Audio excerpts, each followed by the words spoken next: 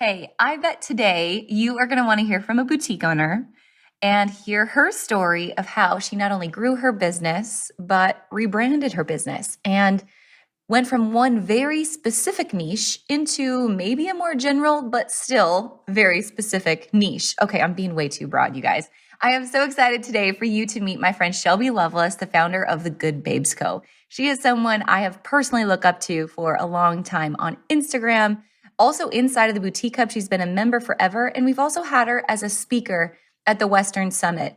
And when you meet Shelby in person, you'll know she is as sweet and as genuine and as real as she is today on the podcast. She is someone truly to look up to in this industry. So guys, I'm so excited for you to hear the story of, again, growth and also rebrand. But something I really appreciate that Shelby's also doing right now is diversifying her business. And as you continue to grow, that's something you're going to want to think about as well. Boutique is really just one income stream when there's opportunity for so much more. Guys, you're going to love this one. Be sure to take some notes. I know Shelby will love to answer your questions. You can catch the podcast here, or remember, you can always watch us on YouTube if you want to see Shelby and I chat in person as well. I hope you love this one. Get ready to meet my friend Shelby Lovelace, the founder of the Good Babes Co.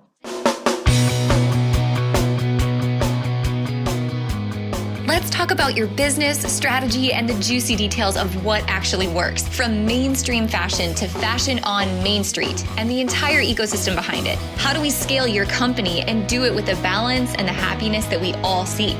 Let's hear from those insiders, experts, and strategists that actually make it happen. I'm your host, Ashley Alderson from the Boutique Hub, and I can't wait to chat.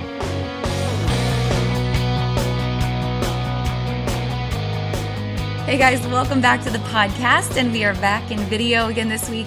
This has been an episode that's been a long time coming, Shelby. I think we've tried to schedule this so many times and we're both busy and it's gotten moved to the side, but I'm pumped because you are one of my personal favorite boutiques to shop. I love your style. And I'm so excited to talk all about your business today. So guys, Shelby Lovelace from the Good Babes. Shelby, tell me just kind of some backstory on the business, how you got to where you are today and how things are going right now. Sure. So basically started with literally $2,000 out of college, broke college kid, took all of my money that I had and started shopping around basically and realized how expensive fashion was. And I wanted to bring a more affordable side to it. And so that's kind of why it started. We now have grown into a 5,000 square foot warehouse. And we currently do 1.5 million and we have 3 employees now. And yeah, so that's where we're at now. I love that. And you've gone through an evolution of the brand. I always think that one thing that sets you apart is you have such a unique taste and a unique style, and you've always been very true to who you are. And it was interesting to kind of watch from the outside to see your brand change names, go through this whole process and get even more specific to your niche customer. Talk to me about like how the brand started and why you decided to rebrand and what it is now. Yeah, for sure. So we actually started in a niche customer of the Western market. So more of the flare jeans and, prints, the Western prints and whatnot. And when I was going and running errands, I was realizing, hey, that's not what I'm throwing on when I'm going to run errands. I want to also buy some stuff for, that will cover all customer bases and kind of fit everyone's taste, but also still have that Western flair that we can tie back in, for fun styles to go out at night, et cetera, et cetera. So that's kind of where the rebrand happened. So my original name was Super Western, and I had it on my heart that, there's a lot of negativity going around in the world. And so that's where the Good Babes Co. came from. And it's basically just to push people, hey, let's try to be the best person that we can. And so that's kind of the background behind the new name, the Good Babes Co. So yeah, that's where that came from. Yeah. How did you approach that process and how long did it take, do you think, for your customers to like latch on? And is there anything in that time that you wish you would have done differently, or do you feel like really helped with the rebrand to make that transition smooth? Yeah. So kind of how I do with my collections that we drop, I hyped it up super hard.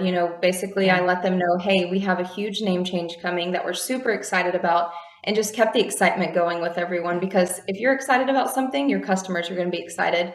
And I fully explained why we were doing the name change and, made sure everything was ready to go. And there was still some stuff like packaging we still had a ton of packaging from the old name. And we just explained to people, hey, there still might be a few things that you see with our old name on it, but this is who we are now. And when we Yeah. dropped that new name on Instagram, that was still our most liked post on Instagram to this day. That's awesome. Did you have Yeah. any like customer confusion for a while or pushback, or do you feel like it really genuinely went pretty smooth? No, it went extremely smooth. And again, we changed the email signature, but on the email signature, we kept formerly, and then we put the name Yeah. that we used to be. And so we tried to do that when we communicated with customers. We kept it on our Instagram for a while, just so that they weren't extremely confused, when it came back across. Yeah. Is there any tips you would give to someone who's like considering if they should change their name or not? Whatever you are passionate about, do that. So if you're more passionate about the new name change that you want to do, go for it. That's what I would say. That's good. That's good. Yeah. So thinking about like if I think about your boutique and why I love to follow you on Instagram, and Instagram is your main channel, which you could probably tell everyone why Instagram's your main channel, because that's kind of a frustrating story. um, everyone gets super frustrated with the algorithm, but I try not to think too hard about that. I kind of just have fun with it, which of course Yeah. that's hard to do sometimes in business, right? You get stressed about numbers and all that, but just keep pushing. Figure out what your customers want to see. Mhm. Don't go, look at another boutique and say, oh, this is what they're doing. I'm going to try that. Pay attention to what your customers are looking at, and you can go look specifically at who they're following, store-wise, etc. But we specifically like doing photo shoots and whatnot. And so that's kind of how we keep it going on Instagram and change things up a little bit at a time. Yeah, you have such a strong visual brand, and I want to talk about that more in a little bit, but I think it's interesting to note that you don't have Facebook because Facebook got No, hacked. yes. So Facebook got hacked probably 4 months ago. So we do not have Instagram shopping. We have none of those features. We don't Hmm. have a Facebook business suite at all. So super frustrating. But Yeah. long story short, yes, we've figured out how to make it work. And honestly, sales have not dropped from it. Thank Wow. goodness. But like I said, we've just kind of hustled a little bit more and made it work. So yeah, Yeah. I mean, that's a scary thing. And unfortunately, so very. many people are going through that right now. Yeah. And I mean, you kind of came through that like, I have a choice. I can either let this Yes. take me down or I can do Yes. something about it. And you Yeah. went all in and you did something about it. Talk to me Mhm. about your Instagram game because you have mastered the art of, I would say, styling. And a lot of times I feel like when I talk to boutique owners, like one thing that's always missing is they're posting clothes, like Right. they're posting a piece, but you're Right. posting a style. And there's such a huge difference. And I feel like people are really buying the vibe of what you're selling. How did you kind of orchestrate that? How did you really build styling into be core of your brand and who you are? And what does styling really mean to you? So I'm sure for everyone out there, women wise, Pinterest is a huge thing, right? We love Yeah. getting on Pinterest and scrolling. That's kind of where I start. I'll find a picture that I'm like, I kind of want to base a photo shoot off of this, right? And I feel like it just shows your customers, hey, you can style this piece this way, or we can go casual with it. Mm-hmm. I feel like it just makes them more confident to buy those pieces if you show them how to style it. And I think that that's huge, for so many reasons. Yeah. Do you have a lot of people who come and just say, okay, I want the whole outfit?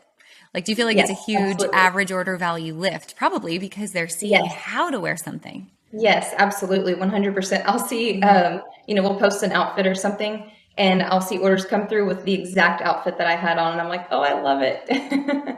Yeah. How are you when you're like planning all of your buying, right? If you're going to market or you're buying online, whatever you're doing, talk Mhm. to me about the process in your brain of making sure you're buying in collection or you're buying Yeah, pieces that are going to style well together. What's that sure. process look like? Yeah, so we basically actually pick a theme for the collection first. And for me, that's easier to buy because you know what to stick to, right? You don't have a bunch of random pieces that Mm. you're trying to throw in and, make fit. And so that's how we start. We start with the collection and then we just build from there. So we always try to have basics for that collection that will go with, let's say, a blazer that you have on or etc. Yeah. And so we just build from that collection. Okay, perfect. And then how often are you dropping collections? What's that cadence like? We've actually moved to every Friday, which is kind of a rat race, Yeah. but such is life. So yeah, we are doing that, and we actually have a kind of side brand, quote unquote, that's coming soon. that has to do with blazers. And so that will be once a month. So we have a lot going on, but I'm excited about it. Cool. I want to hear more Yeah. about that. Is Yes. that some manufacturing you're doing on the side? Yes, kind of. Awesome. Awesome. Yeah. I'll leave it at that. So you're Yeah. dropping collections every Friday. How many pieces are normally in a collection? Anywhere from 20 to 50, kind of Hmm. depends. And I'm kind of watching the buying trends. So, like, we'll see, since it is every Friday, your staple buyers aren't going to come back every single Friday, right? And so we'll drop a smaller collection one Friday and then a bigger one the following Friday. Okay. So that's kind of our cadence with that. Yeah. And then when you're thinking about like what's being pushed every week in social media and emails, I'm assuming it's a lot of hype, right? I've seen the Yeah. hype on Instagram of Yes. new collections that are going to be dropping. Sneak peeks. Sneak peeks. Yeah. What about unsold inventory? What about the things that didn't sell last week? How are you working them into your marketing plan for the upcoming week? Yeah, so we actually will restyle things 3 times before we put it on sale. And I've seen this that you've posted a couple times or mentioned a couple times on trainings and whatnot, is why did you buy that piece originally? Let's go back to that. Yeah. And hey, this isn't something that you weren't excited about. So find that prior excitement about that piece and restyle it with something completely different, because maybe you need to try to reach a different customer base. And so that's what we do. If we're still stuck with it, flash sale, hey, this is on sale, hurry, hurry. Um, Yeah. and that's kind of how we move that. Perfect. Yeah. When you think about like those photo shoots, you have photo shoots that go along with all those collections, and your photo Yes. shoots are all like, they're different. It's not that you're doing the same thing every single week. And you said you're finding some of those Right. ideas on Pinterest. What Yes. else goes into that process of setting up the shoot? So of course, trying to find models. um, Yeah. and we always try to, like I said, with the theme thing, once we have a theme that we go off of, then we will pick location. And now that we have a studio, it's making it a lot easier. If you do have somewhere in your space to set up, a backdrop, those are so easy to change out, right? Even a sheet that you can steam, you can put all sorts of fun stuff on there. And so I encourage people, try something new because it's actually might spark something, creativity in you that will make you appreciate those clothes that much more, because you'll have fun with them. So yeah, I Yeah. encourage people to just try something different one time. I love that. Do you have some like main inspirations? Like you'll find other boutiques doing things or big box stores or Pinterest and then just try to make it your own? Yeah, I mean, even all the way to Macy's dropped a commercial this last year, and it was in the sand dunes, and they had mirrors everywhere, and it was just super edgy and fun. And we took that as an inspiration, and turned it into other stuff. But I mean, TV, anything like that, I feel like you can find inspiration from. Yeah. Are there any, like, if someone is just getting into photography, let's say they're just like trying to up level their brand and they need some tips on just making this brand edgy, cohesive, the Yeah. photos beautiful. Talk to me about just some tips for maybe the beginner side of things. Sure. So I actually did start with a little tiny Canon. My husband took pictures for me, bless his heart. Love him to Hmm. death for that. But since now we have switched to photographers that we use every single week, and it is 100% worth the investment. The amount of time that it saves you for them editing the photos and you not having to touch them, just uploading them onto Shopify, that was huge for us. And so that's kind of what we scaled to now. And highly suggest finding a photographer, working with her, and figuring out both of your styles and how you can mesh them. And that's been huge for us. Makeup Junkie Bags has become a boutique favorite in the retail world and longtime member of the Boutique Hub. All of their products are handmade in Texas and come with a lifetime warranty. As seen on Shark Tank, the Makeup Junkie bags lay flat and are leak resistant, making for efficient and clean travel, while housing large palettes and modern day cosmetics along with other toiletry items. I carry Makeup Junkie bags with me every time I travel, honestly, both for makeup but also for jewelry. I love the line of bags they've created. If you're interested, apply for a wholesale account at makeupjunkiebags.com. Perfect. So you've got Yeah. this brand that people like, your brand is so easily recognizable. People know it's you without even seeing your name because they know the styling, they know the photos, right? They know the vibe that you're giving. How have you taken that and turned it into organic growth on Instagram? Because Instagram is not just about posting a beautiful photo, but it's Right. everything else that goes into it. So give me more Yeah. of like the behind the scenes Instagram strategy. Let's see. Honestly, the more content you can post, the better. And, I used to only post a certain amount of times a day and try to keep it, scaled back, etc. But I feel like the more that you post, but go for quality versus quantity, though. Also, I want to mention that. Make sure that, I have an aesthetic that I try to follow on the feed, and I feel like that Mhm. helps a lot. It just helps me keep organized, and so kind of find a style that you want to go for with your Instagram, and that's what people are going to start recognizing. Mhm. Like I said, we try to use the same photographers over and over again. And I think that that helps with Instagram. Stories obviously are huge.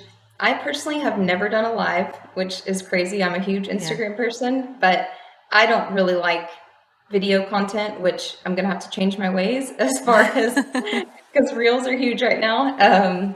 But yeah, that's kind of what we've been doing is just taking as many Mhm. great photos as you can and figuring out, we don't even post all the pictures that we take, but if you have them to choose from, then that's kind of where that comes from.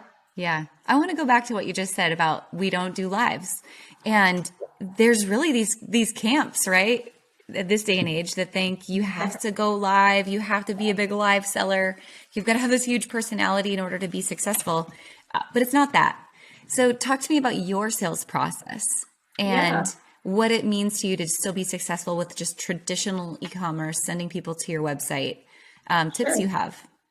Well, and I think, not to put all eggs in one basket, but the same thing goes with live selling is don't get too stuck on one way of doing something, If you Yeah. leave it kind of open to try multiple ways, then I feel like that's going to set you up for better success. Um, and you're going to learn more by trying different things, right? We Yeah. personally, like I said, we use the hype factor, right? So we get on our stories and we're like, hey, this is what's coming and a few things, will sell out and people are like, oh my goodness, that's going to sell out, this next week. So we got to hurry and get it. So I think hype was huge for us and it still is. So that's helped a lot. Yeah, it's hype, but it's also like you are so core to know who your people are. Like they know they Right. love your stuff, right? It's not like, oh, I just scrolled past this boutique and it's cute. It's you really have your customer nailed down and focused.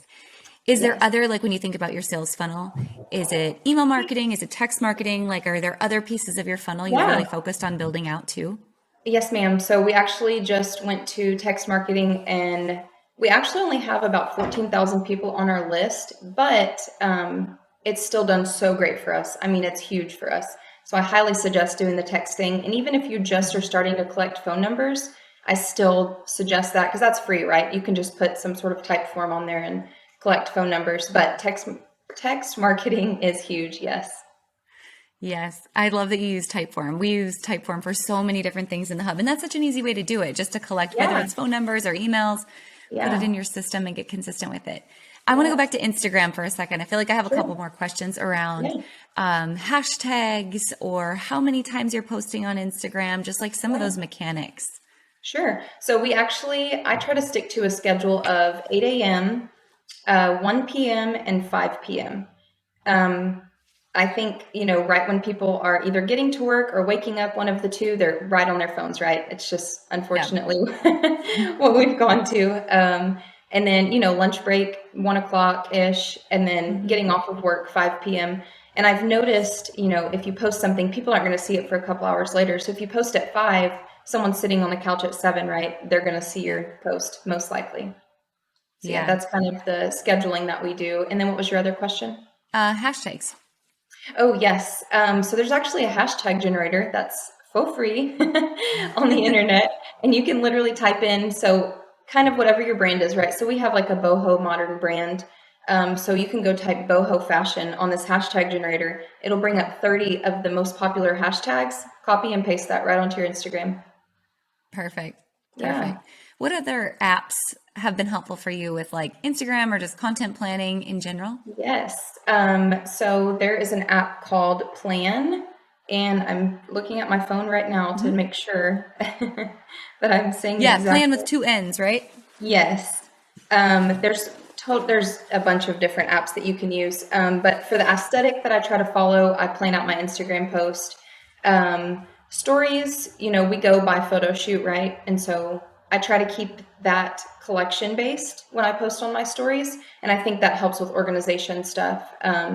Hmm. So let's say you drop a collection last Friday, right? And you want to repost a few things that are left, you can stick to that same collection when you repost it. So I just think that that's an easy way to keep it organized. Yeah, I like that. How do you, so mixing in with like the collection and the photo shoots and just some of the behind the scenes, talk to me Yeah. about how your personal brand intertwines with the business's brand. Is because you're like a professional woman and people love to follow like the deer in your life and like Oh, all the yes. behind the scenes that happens, right? How Yes. important is it to you to build that personal brand along with the professional brand?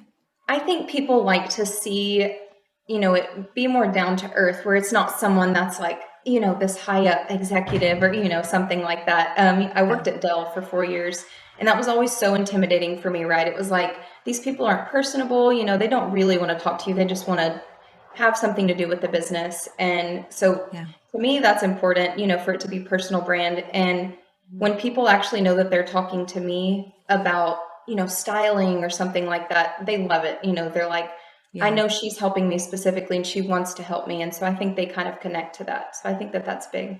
Yeah, that is really big. Are there other, just like knowing your demographic, are there other collection or not collections, collaborations, giveaways, like partnerships, Yeah. things that you've done that have been really helpful for growth? Oh my gosh, I'm glad you mentioned collaborations. So that's honestly how I really built up my following on Instagram was I literally reached out to brands and I was like, hey, do you guys want to do a photo shoot together? Ah, And the more people that you tag, you can even, let's say you have a pair of corral boots, right? And you tag them in your post. Hey, mm-hmm. maybe they'll reshare your post or maybe they'll be interested in working with you. But yes, collaborations, I highly suggest them. As you can collaborate with a jewelry company, which is what we do almost every week.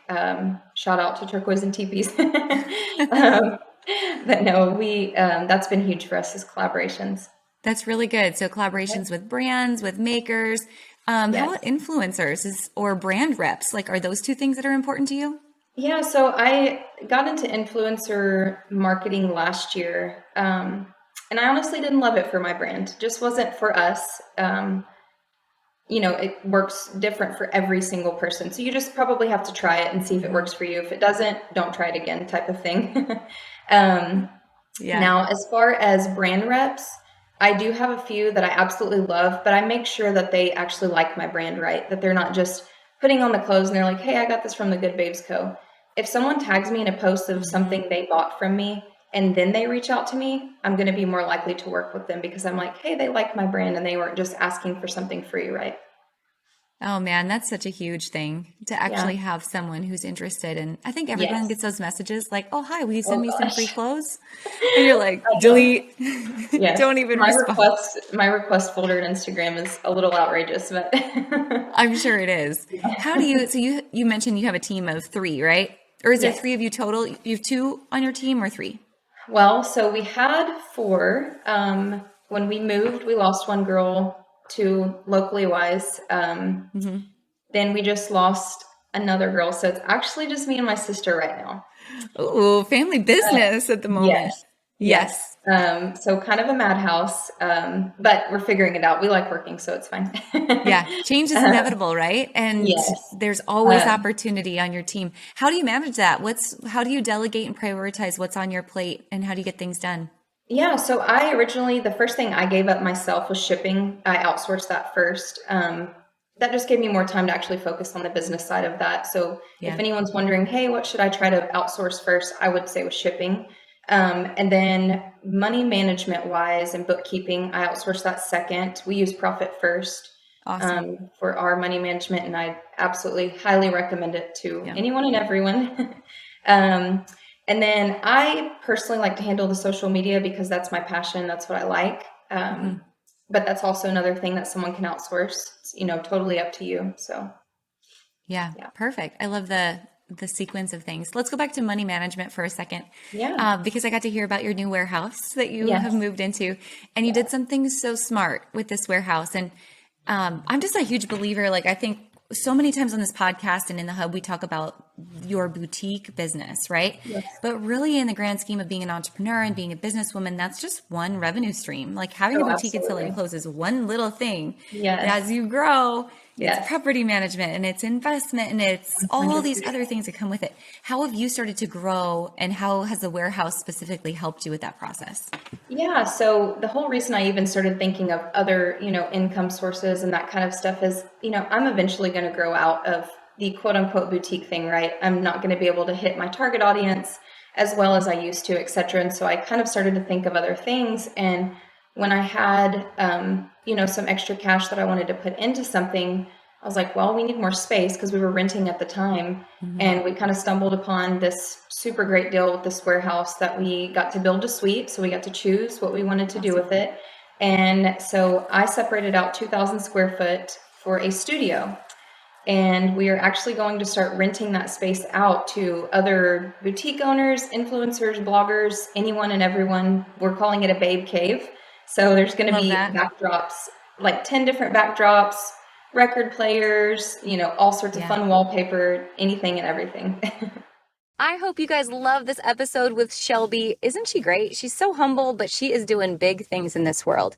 Guys, if you want more information about how you can be a part of our community and continue to grow with the Boutique Hub, make sure you check out joining as a member this year at theboutiquehub.com. And if you want to meet us in person, don't forget the Boutique Summit is coming up March 20th and 21st. And we would love to see you in person to connect with our community and all of the boutique owners inside of the Boutique Hub. So check it out, the Boutique Summit 2022, for more information in today's show notes.